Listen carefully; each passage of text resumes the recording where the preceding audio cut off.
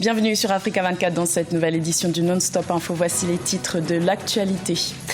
Polémique autour du modèle de gouvernance du président Patrice Talon au Bénin. Certains signataires de l'accord de coalition de rupture signé en mars 2016 dénoncent la non-application de cette entente. Le président Teodoro Obiang Basogo a achevé sa tournée républicaine. Le chef de l'État équato-guinéen a dressé un bilan sur la situation sociopolitique du pays. Regain de violence au Soudan du Sud. Les récents affrontements perpétrés dans le sud du pays ont entraîné le déplacement de milliers de personnes vers l'Ouganda.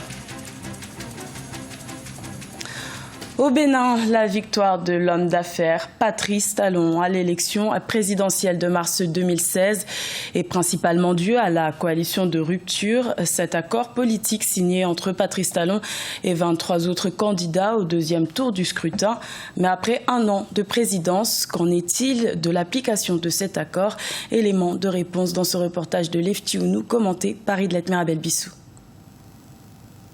Daniel Eda, candidat malheureux de l'élection présidentielle de 2016 et membre de la coalition de la rupture, annonce officiellement son opposition au pouvoir du président Patrice Talon. L'ancien candidat évoque le non-respect de l'accord signé entre le candidat Patrice Talon et 23 autres candidats du premier tour, dont l'homme d'affaires Sébastien Ajavon. Cette annonce est révélatrice d'une crise au sein de cette coalition qui a œuvré à hisser Patrice Talon à la tête du pays. Il a pris l'engagement de transformer la coalition de la rupture pour la conquête du pouvoir en coalition de gestion du pouvoir.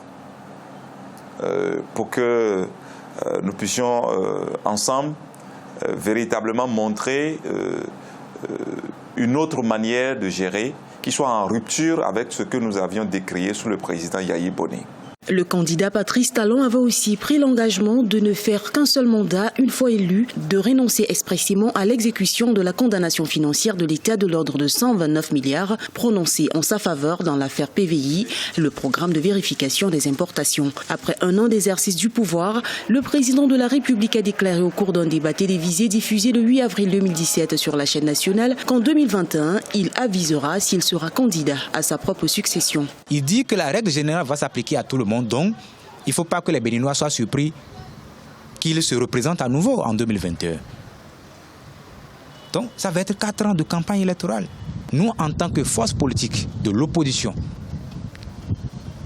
face au régime en place, nous allons continuer le combat pour la libération du pays. La libération du pays en termes économiques, en termes politiques, en termes sociaux.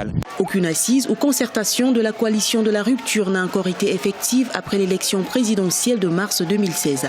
Rappelons que l'homme d'affaires Sébastien Ajavon avait pris ses distances avec le pouvoir dit de la rupture quelques mois plus tôt après la rocambolesque affaire de 18 kg de cocaïne.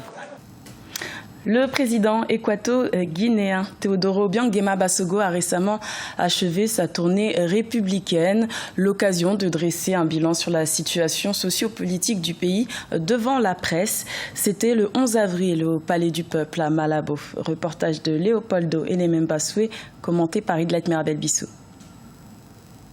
Plusieurs semaines après avoir parcouru l'ensemble du pays dans le cadre d'une tournée d'État, le président Teodoro Obiang Basogo s'est adressé aux médias mardi 11 avril pour faire le bilan de la situation économique et sociopolitique du pays. Devant environ 18 journalistes de 12 médias nationaux et internationaux, le président de la République a résumé son expérience au cours de sa tournée dans tout le pays.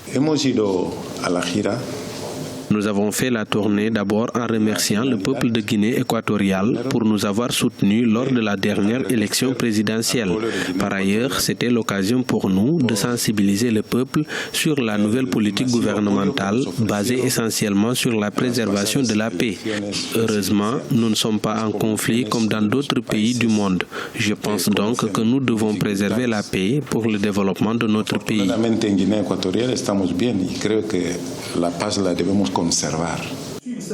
C'était une conférence de presse qui a duré plusieurs heures au cours de laquelle les journalistes se sont intéressés notamment sur la situation de l'emploi en Guinée équatoriale au cours de ces dernières années. Une occasion pour le président équato-guinéen de s'exprimer sur d'autres secteurs créateurs d'emplois. Les Équato-Guinéens pensent que l'emploi ne peut être offert que par le gouvernement ou par des sociétés qui opèrent dans le pays. Mais cela n'est pas vrai. Nous avons un pays avec des terres fertiles, nous avons de bonnes conditions météorologiques pour développer l'élevage. Grâce à ces initiatives, la même population peut créer des emplois et des possibilités économiques pour vivre.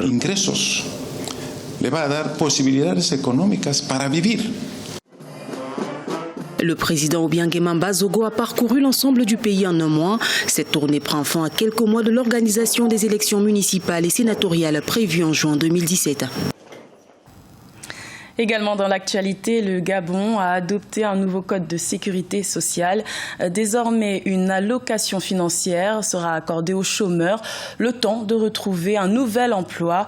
Une manière de lutter contre le chômage qui touche environ 120 000 Gabonais, soit environ 20% de la population active. Le Soudan du Sud est plongé dans une guerre civile depuis près de 4 ans. Le regain de violence perpétré dans le sud du pays a poussé plus de 6 000 Sud-Soudanais à fuir en Ouganda. Birama Saonera. Au Soudan du Sud, la reprise des violences constitue une préoccupation. Quelques 6 000 personnes, principalement des femmes et des enfants, se sont enfuies suite à une attaque récente sur la ville de Payok. Elles sont allées se réfugier en Ouganda. Ces personnes déplacées ont été témoins d'agressions sur leurs proches, abattues à bout portant. Beaucoup d'autres ont été arrêtés et tués, y compris des enfants. Les soldats pillaient les maisons, cassaient les portes et frappaient les gens. Ils vous arrêtaient et vous demandaient de leur montrer où sont les rebelles. Mais quand vous leur dites que vous ne savez pas, ils vous abattent. Selon le Haut Commissariat des Nations Unies pour les réfugiés, cette propagation de la violence est un développement inquiétant. À ce jour, les financements destinés aux réfugiés sud-soudanais dans la région n'atteignent que 11% des 781,8 millions de dollars nécessaires. Vous voyez que nous avons besoin d'eau dans l'urgence, nous avons besoin d'abris. Il nous faut des soins médicaux et de la nourriture. Régler les problèmes liés à la protection de l'enfance est aussi notre préoccupation.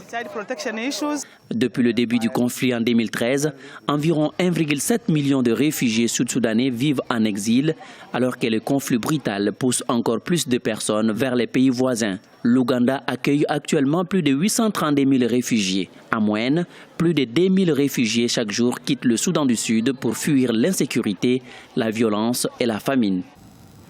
Dans le reste de l'actualité, la Mauritanie jouera contre le Bénin en match amical à Nouakchott le 14 avril prochain dans le cadre de la préparation du championnat d'Afrique des nations de football. Le Bénin jouera le premier tour des qualifications du CHAN Kenya 2018 en juillet prochain face au Togo. Ce journal a été réalisé par l'ensemble de la rédaction. Merci de votre fidélité. Retrouvez dans un instant une nouvelle édition de l'information sur Africa 24.